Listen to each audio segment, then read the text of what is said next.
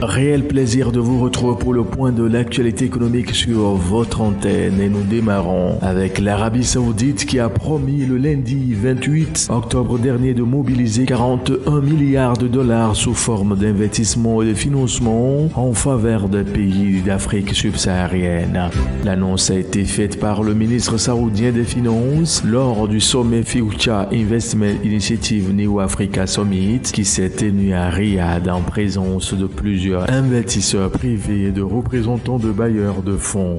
Selon le ministre, ce montant comprend une initiative régionale de développement de milliards de dollars, 5 milliards de dollars de financement en faveur des startups africaines, 10 milliards de dollars de financement de la Banque saoudienne d'import-export et des investissements de 25 milliards de dollars qui seront réalisés par le secteur privé.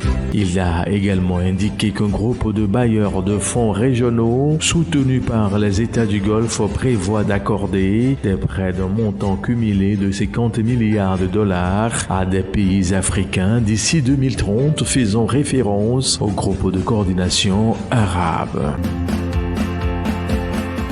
Au Rwanda, Volkswagen Africa, la branche africaine du constructeur automobile allemand Volkswagen, vient de lancer un centre d'assemblage et de fourniture de tracteurs électriques. Cette initiative s'inscrit dans le cadre d'une phase pilote du projet Genfarm initié en juin 2023 et en partenariat avec le ministère rwandais de l'Agriculture. Si le coût de l'installation et sa capacité de production n'ont pas été révélés, on sait que le centre sera alimenté en énergie renouvelable grâce à un système photovoltaïque.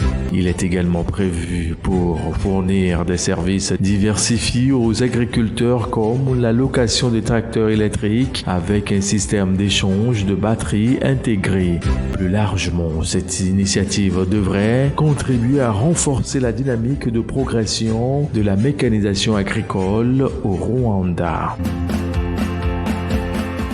À travers l'initiative Power Africa et l'Agence américaine pour le développement international, le gouvernement américain a réaffirmé son engagement à soutenir les objectifs d'électrification de Madagascar avec une série d'activités ciblées visant à élargir l'accès à une énergie propre et fiable.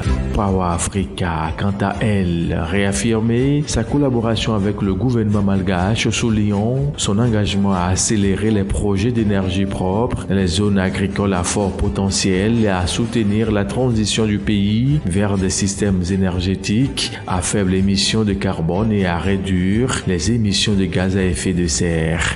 L'initiative s'est également engagée à stimuler les investissements dans le secteur et à promouvoir l'égalité des sexes en intégrant les considérations de genre dans les politiques énergétiques. Par ailleurs, selon l'Agence internationale de l'énergie, environ 50% de l'énergie du pays était générée grâce aux produits pétroliers en 2022.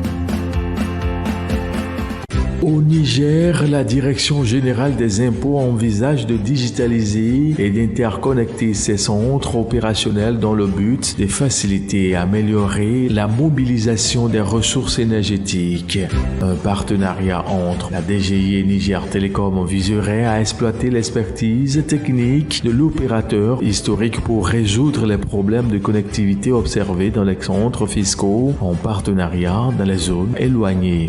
L'initiative s'inscrit dans le cadre plus large de la modernisation des services fiscaux au Niger. La DGI a déjà mis en place plusieurs outils digitaux, notamment la plateforme e-CICIC qui permet de déclarer et payer les impôts et taxes en ligne et le système de facturation électronique certifié. Ces dispositifs visent à améliorer l'efficacité de la collecte des impôts et à faciliter les démarches pour les contribuables.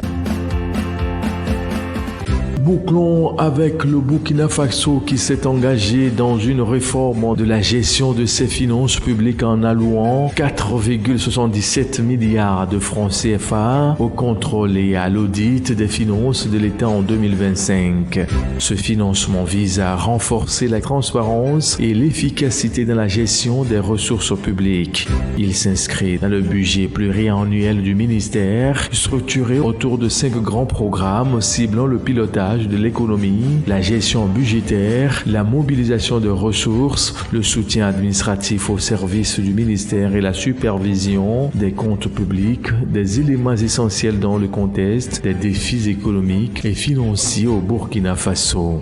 Les autorités burkinabées s'engagent à renforcer la gouvernance des finances publiques. Ainsi, le budget prévu pour le contrôle, audit et sauvegarde des intérêts de l'État est passé de 3,2 milliards de francs CFA en 2023 à 4,4 milliards de francs CFA en 2024 selon le rapport à mi-parcours du budget de l'État 2024.